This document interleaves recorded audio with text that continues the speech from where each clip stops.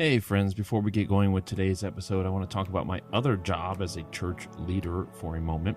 Look, we've all worked really hard this past year and burnout is real. That's why I'm excited that my friend Chris at Delmar has released a new program called Rethinking Evangelism. Now, you probably don't know my friend Chris, but he has been a marketing master for 15 years. Now he wants to help churches learn the same digital skills he has been teaching companies that whole time. Rethinking Evangelism is a revolutionary program that will give your church the tools and training you need to finally enter the 21st century. I'm talking about running digital ads to let people know, that your church exists, or building an email list to stay connected with the people who do visit you. You'll learn how these tools can help your church grow.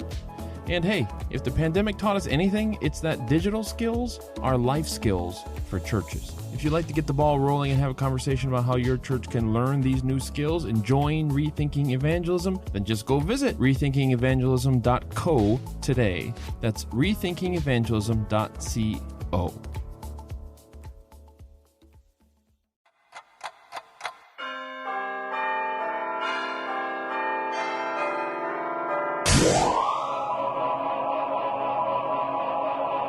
Today, October 22, is a very significant day in the history of our beginnings. Welcome to the Adventist History Podcast. This is Season 2, Episode 31, Irony of the Century. Last time, we talked about the aftermath of the Second World War and how the Adventist Church rebuilt both people and institutions around the world. They had a lot to rebuild, and they bought a lot of shoes. And if you don't know what in the world I'm talking about, just go ahead and listen to that episode if you haven't had a chance yet. All right, we're going to step back in this episode to January 1944 at the beginning of the centennial year of the Adventist movement. Now, this may seem a little out of order since we just covered the aftermath of the Second World War, but I wanted to finish telling the story of the church during the war years before we take up another topic. And well, we're done with the church during the war years, so let's take up another topic. Here we are, it's 1944, and General Conference President James McLuhans marked the occasion with an editorial in the Review recounting the incredible progress Adventists had made in the past 100 years. He wrote, quote, "No place has been too inaccessible, no hardships too great to hinder the heroes of the Advent message," end quote. Now, be that as it may, they're all heroes and all that, there was a palpable sense of irony that Adventists were celebrating this milestone. Francis Nichol, editor of the Review, met the scandal head-on, saying that 1944 marked a time which, quote, "no pioneer of the Second Advent movement ever expected this sinful world to reach," end quote. And then he went on, quote, "This is an evident, undebatable fact of history. Nothing is to be gained by closing our eyes to it, or by seeking in any way to blur it.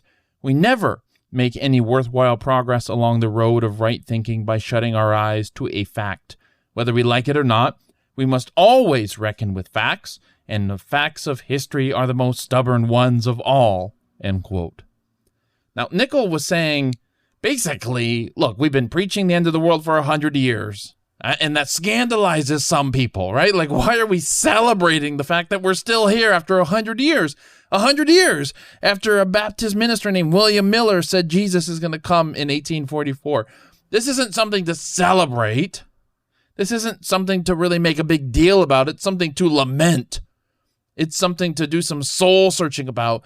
Okay, I don't know exactly what everyday Adventists were saying, but the fact that Nichol wrote this article so defensive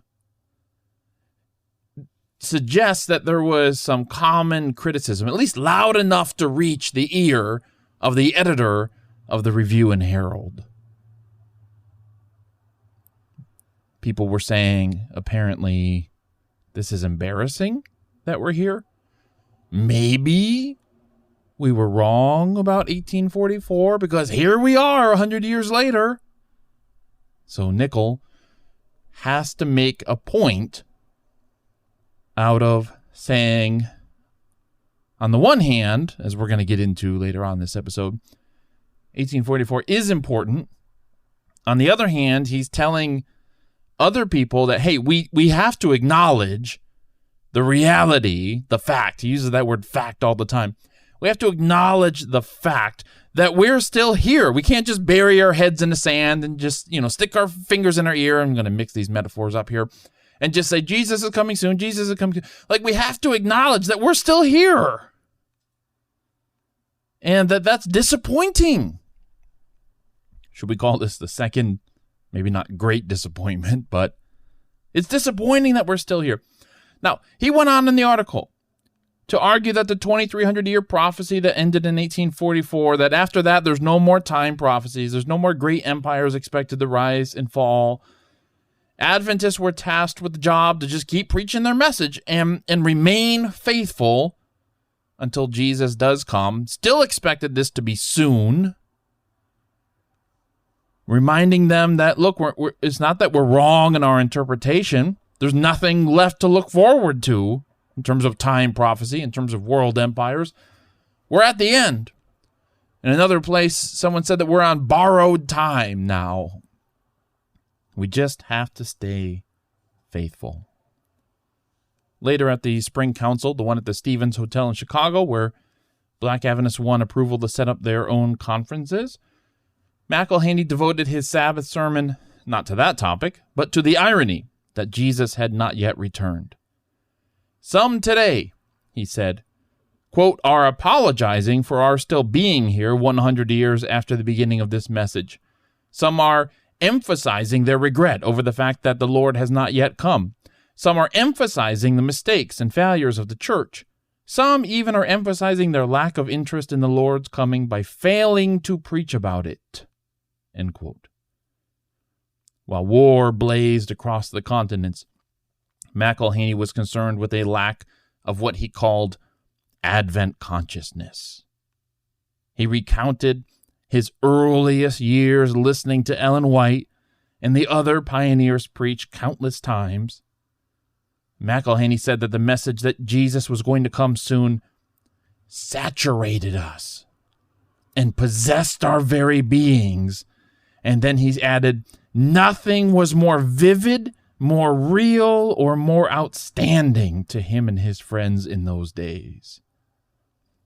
Just reflect for a moment, if you will, on the language that McLuhans is using to describe the grip of Jesus' soon return on him at the turn of the century, 1800s moving into the 1900s. It saturated us. It possessed our very beings. Nothing was more vivid, more real, or more outstanding. Simply put, he said, we had an Advent consciousness. Now, his sermon was punctuated by shouts of amen from his audience so that he could sometimes just hardly string two sentences together without being interrupted by them. Let me give you an example here from his sermon. I'm going to quote him. He says, there is nothing more surely laid down in the Word of God than the fact that this message will triumph. Amen. And I want to triumph with it. Amen. I want to stand with the redeemed. Amen. Those amens came fast. I don't know that James McLuhans was a particularly outstanding preacher. Okay, I'm sure he's very competent. I don't see a lot of references to, him being like HMS Richards or something, him being praised for his eloquence and all that kind of stuff. I'm sure he was a very capable preacher. And so I think that those amens are not a response to his eloquence or passion, but to a shared feeling that Adventists in 1944 were losing that Advent consciousness. I want, McLuhans proclaimed, to recreate an Advent atmosphere everywhere. It seems the people he was speaking to, the leaders in the church, agreed. They were losing something. They sensed it, and they wanted it back. Now, you only need to listen to this sermon for a few minutes to realize that this was more than a sermon. It was a manifesto. It was McLuhan's presidential vision for the church. First, he counseled preachers that while, quote, 1,000 topics invite our attention, we must not turn away from them and put the emphasis upon the thing of highest importance, end quote, meaning the soon return of Jesus. McLuhan believed that Adventists were not called to cover every topic in the Bible, to become scholars of every field out there. Some topics were more urgent than others. Now, I've noted in a previous episode how the Adventist Church was growing despite losing an alarming number of their members, and that this concerned church leaders. It's not a unique situation to Adventists back then or now. Many churches are going through that. They're just bleeding members, even while they may be baptizing even more. Still, a lot of people just walking out the back door, right? And this is concerning to church leaders, of course. Well, McLuhan had the cure for that.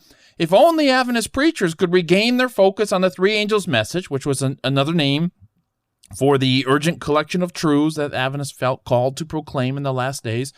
Well, if only we could get that three angels' message back, then the church would stop bleeding members. He said, quote, the preaching that will win the people from the world and lead them to give up the world, that will change all their habits and customs in life and lead them to throw in their lot with this movement, is the preaching that will hold them in the message, end quote.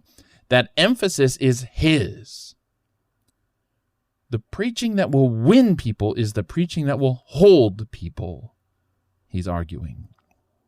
Now, second, McLuhan told his congregation that Adventist schools needed to stop worrying so much about what he called higher degrees and scholarship.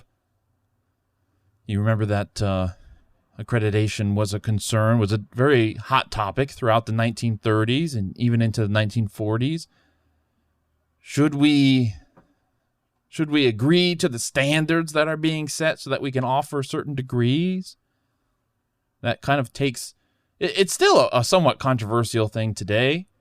Just a little personal anecdote. I know when I was about ready for college, I had the option to go to several different places in the Adventist world that were not accredited, that portrayed themselves as, we're going to teach you Adventism pure and simple.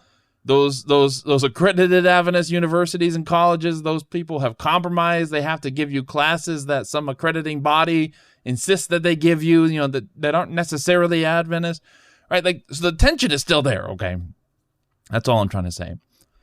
But McLuhan was worried about these high degrees in scholarship, and he told his congregation that it should be the goal of Adventist schools to impress the young people with the great importance of the truth of the Lord's coming. Those are his words. And that brought another amen. So he continued, quote, forgive me for saying it as bluntly as that, but I have a deep conviction that needs to be done, end quote. We need to stop worrying in our schools about higher degrees and all of that, and we just need to teach these kids. We need to impress upon them the great importance of this three angels message. You don't often find a General Conference president as blunt, as he put it, especially when talking about schools, but there you have it. Now, he did clarify that scholarship was a fine goal.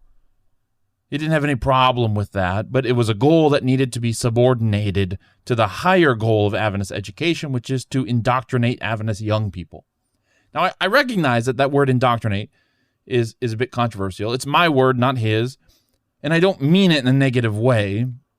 McLuhan believed that Adventist schools need to be places that were saturated with that vivid and possessing conviction of the urgent need for the world to hear this Adventist message. If young people could catch that fire, they wouldn't leave the church. They wouldn't worry about the earning potential of a degree or social status. They would live lives of service. And if that's going to happen, then the leaders of these schools need to be devout Adventists. And the congregation didn't even let McLuhan finish this sentence before they interrupted him with their amens, right? These principals, these college presidents, they need to be the most devoted people spiritually and not just good academic leaders in their field. So I use the word indoctrinated to describe how he thinks that schools, their fundamental purpose is not to make a good nurse out of you or a good engineer out of you or a good scientist out of you, but to make you a good Adventist. And the rest is just a bonus. Not that he, again, as he said, not that he disparaged scholarship or the intellectual life, he says, but just we need to keep our eyes on what's more important. Okay. Next, he talks about publishing houses. He lamented how some Christian publishing houses out there were printing secular books and even what he called good literature. Well, there's enough good literature in the world, McLuhans believed. What the world needed was what he called the message of this hour. Okay, next he goes on, talking about hospitals and medical schools and how they tended to copy the worldly hospitals that surround us. You wonder which direction from Chicago, where he was, which direction was he looking when he said that? Was he looking west? Was he looking north? Or east, maybe? Oh, there was another chorus of amens, right? That our hospitals need to stop copying the hospitals around us. Again, this is still a discussion point in Adventism today. We have many, many hospitals around the world, but when you read about the operations of the Battle Creek Sanitarium, McLuhans' point was, you read about some of these things that were offered, and now we're worried about kind of updating our standards of care to offering just what other hospitals offer, and we're losing something, he said. Again, fairly controversial thing today to have this discussion. Well, McLuhans was far, far from being the first General Conference president to call Adventists back to the spirit of those early days. He wouldn't be the last. Church leaders have always worried about the spiritual condition and direction of the people. Religious leaders have always thought that all major problems could be solved by proper devotion, right? I mean, the rabbi once said that if Israel could keep the Sabbath properly for one day, the Messiah would come.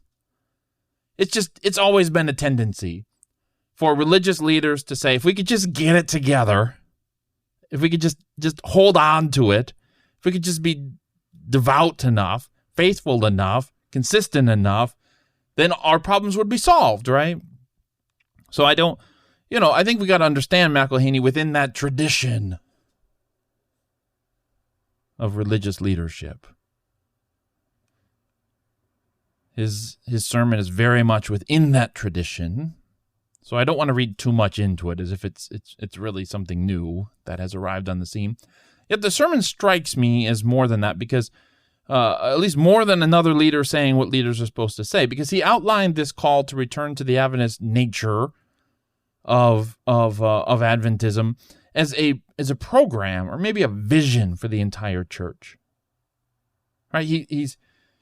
He's saying what we need to do is get back to this word Adventist that's in our name. We need to hold on to that name and figure out what that means and live it. And not just we in a general sense, but local preachers, hospitals, publishing houses, schools. Like we all need to kind of align ourselves with this thing. Now, see, the church had become too big for any one person to lead. But McLuhans offers this principle that anyone at any level in the church in any country can grab a hold of and apply in their situation, right? Create an atmosphere of Advent consciousness in your circle of influence. He could have boiled it down to that, right? Create an atmosphere of Advent consciousness in your circle of influence. If you're a hospital, make it a place of Advent consciousness. If you're a school, make it a place of Advent consciousness where you and the people around you are always aware of the soon return of Jesus and what that means for everybody.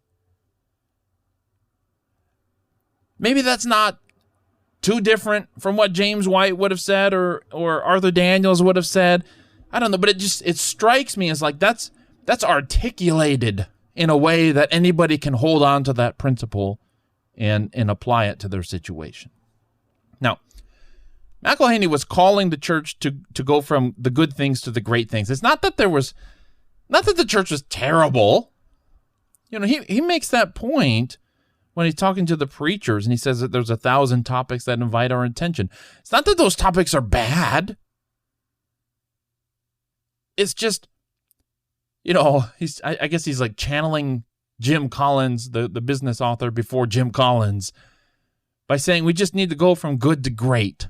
We have a lot of good things that we're focusing on, a lot of good things that we're talking about, but don't let this focus on the good interfere with our pursuit of the great, okay?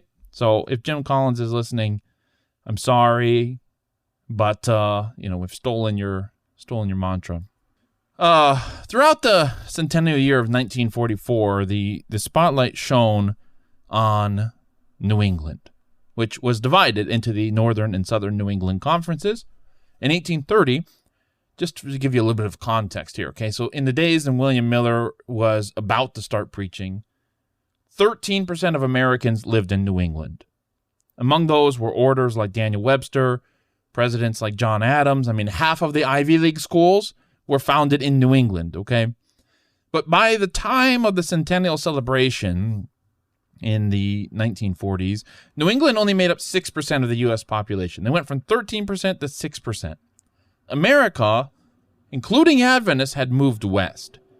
But now the time had come to remember the days when William Miller and Joseph Bates walked the sod of Massachusetts, when Ellen Harmon and James White rode through Maine, when young Annie and Uriah Smith climbed the rocks of New Hampshire, right? Suddenly the church which had moved on from New England is now turning around and fixing its gaze with fondness on its old stomping grounds, on the place of its origin, on its cradle in America. Daniel Oakes, president of the Northern New England Conference, considered the message of the earliest Adventists and announced, quote, "Here it was proclaimed with power, and here it is again to be proclaimed with power," end quote. Just after President McLuhans' sermon in Chicago, Daniel Oakes held a celebration at the Bordeauxville, Vermont church, the old stomping grounds of the Bordeaux brothers, spelled differently, who were ordained in the late 1850s and did much of their work among the French-speaking people of the world. They planted the Bordeauxville church, which, last I checked, is still the oldest Adventist-built church in the world that is still being used for worship, I think. A side note.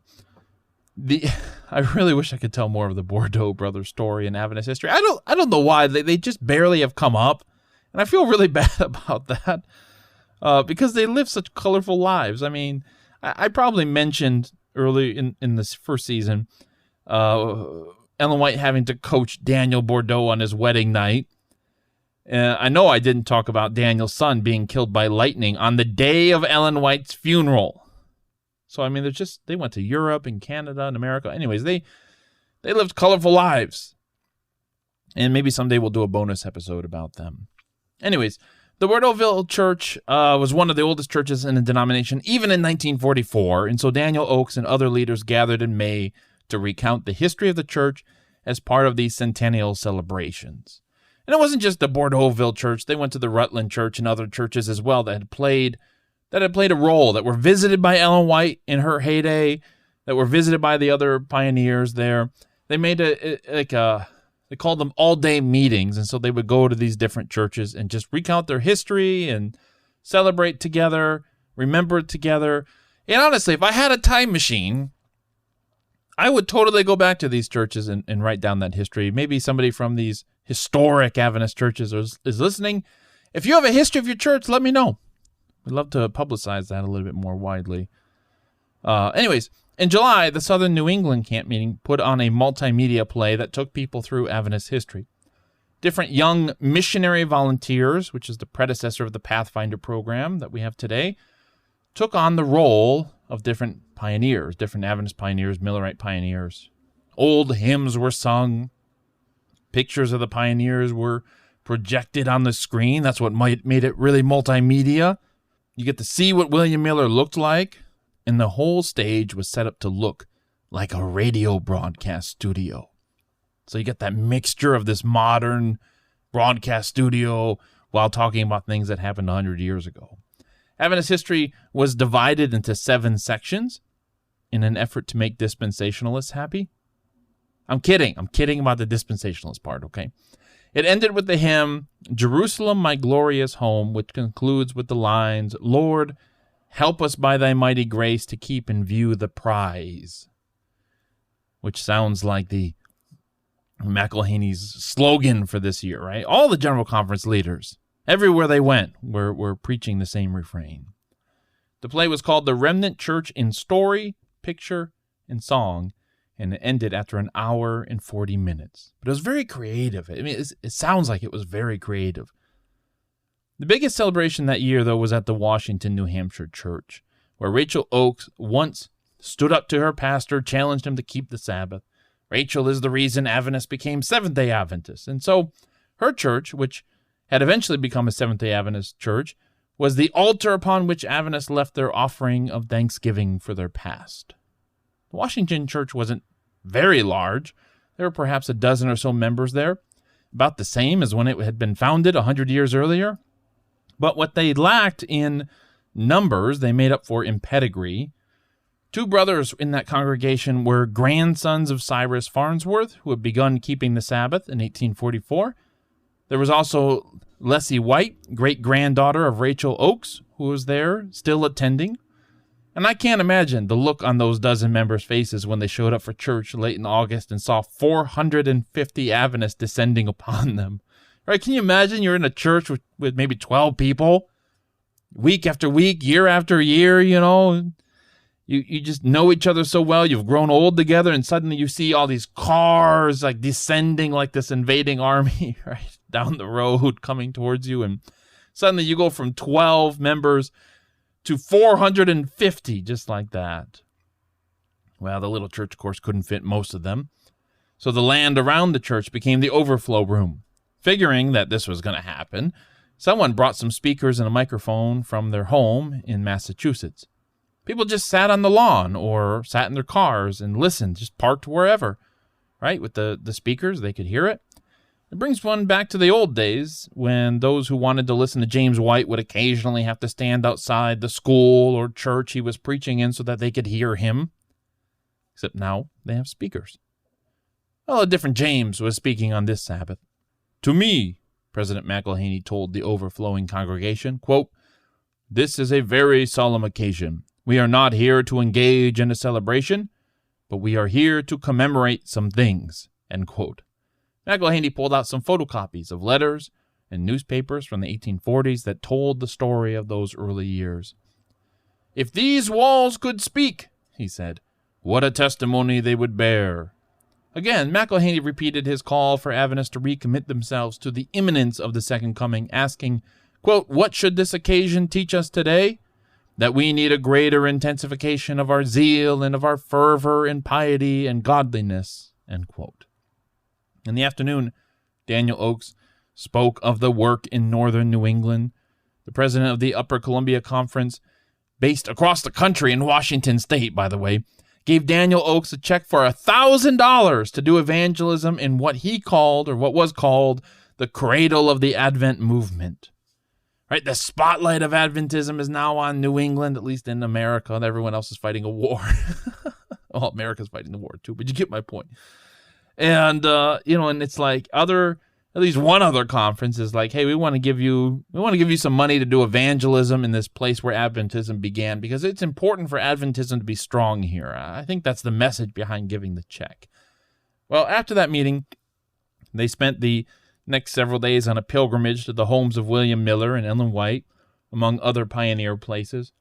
And as they were driving to William Miller's grave, one of the cars in the convoy tuned in to the Voice of Prophecy radio broadcast to hear that familiar hymn, "Lift up the trumpet, and loud let it ring, Jesus is coming again."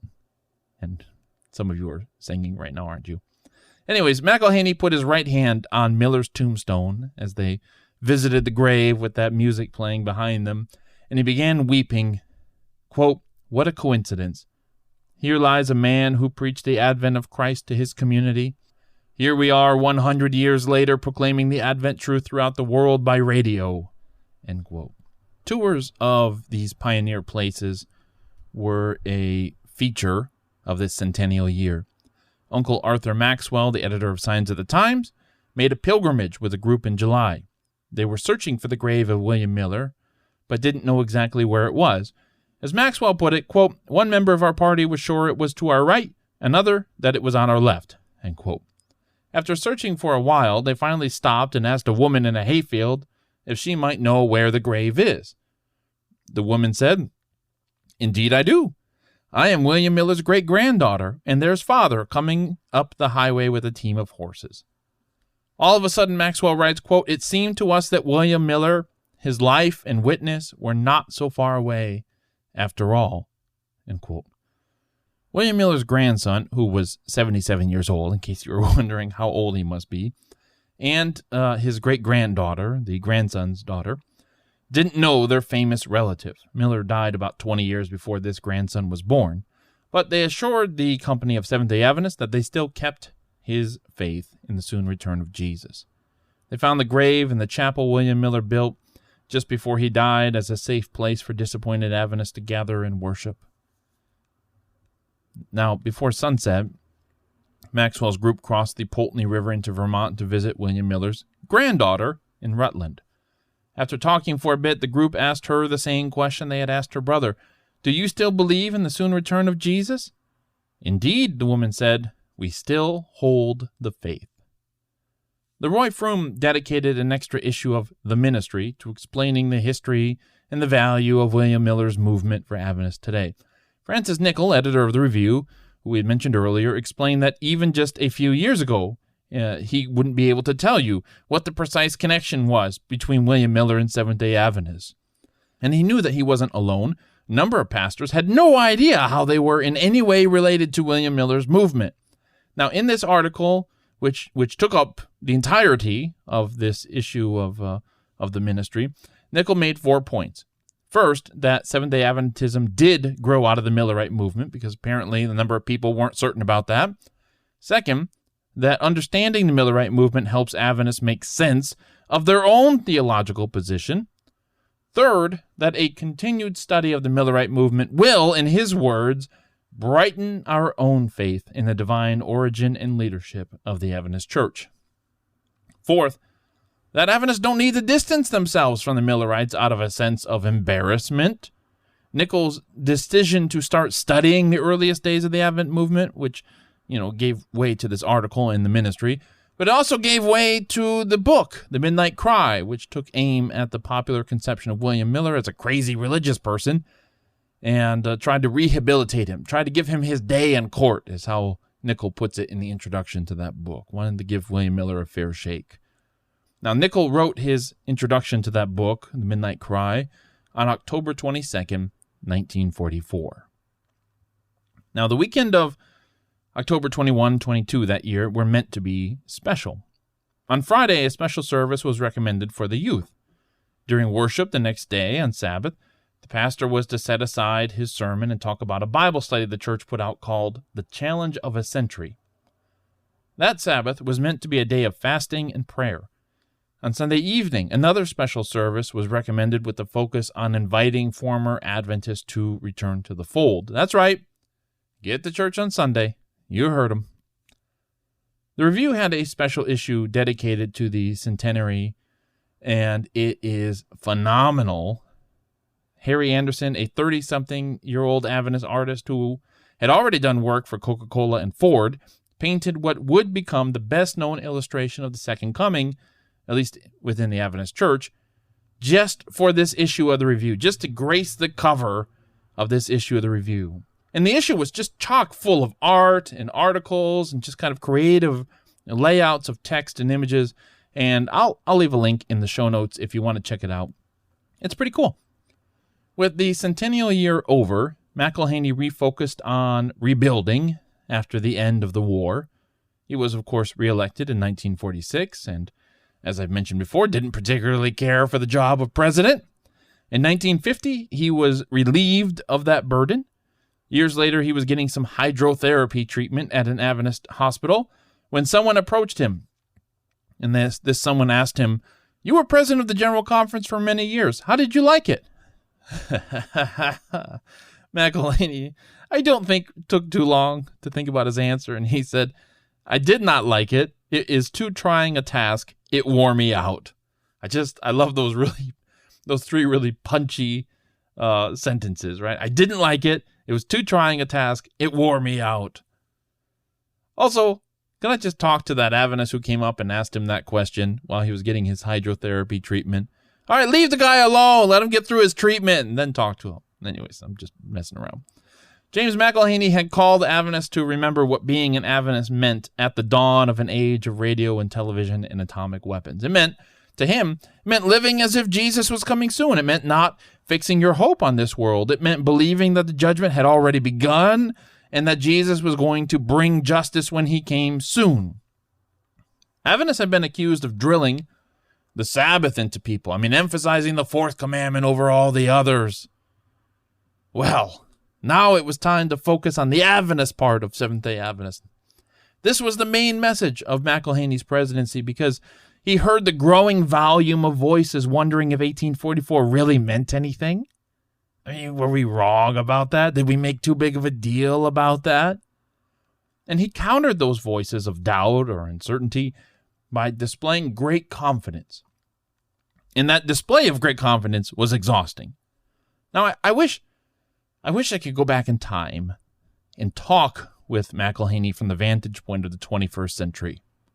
First of all, McLuhans, get into Bitcoin. But anyways, the other thing I would tell him was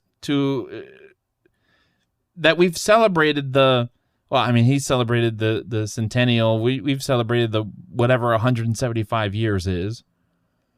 We are 20 years at this point of this episode being recorded. We're 20 years away from the bicentennial of 1844, folks. 200 years since William Miller is just 20 years away. I tell McLuhans, do you really think Adventists can be just as certain in 2044 as they were in 1844? Don't you think that the farther we get from some of these important dates in Adventism, like 1798 or 1833 or 1844, that the harder it is to see their significance? Not because people are spiritually disloyal or worldly or whatever, but just because of time.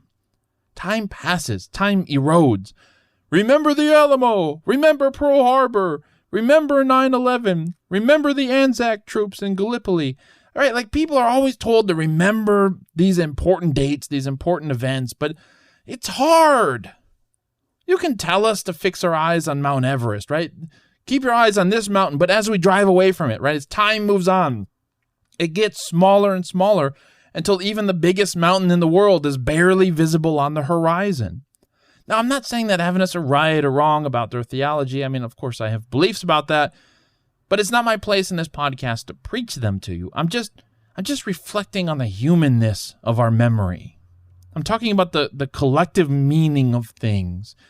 It's hard for something to persist in meaning for hundreds of years, no matter how hard we try to keep that meaning alive. That's all. It's just hard. McLuhans was calling Adventists to remember and believe, and I would just love to have a conversation with him about what that means 100 years after 1844, or what that might mean 200 years after 1844. What if we get 500 years after 1844, President McLuhans? Would you still be saying the same things? Maybe he would. He'd probably tell me that he would be saying the same things. But I just think I'd love to have that conversation with him. In a sense, McLuhans' call was really understood and taken up because his successor in the presidency was about to gather hundreds of people for another Bible conference to reaffirm people's faith in Adventist doctrines. Now, unlike the last Bible conference in 1919, this one was open.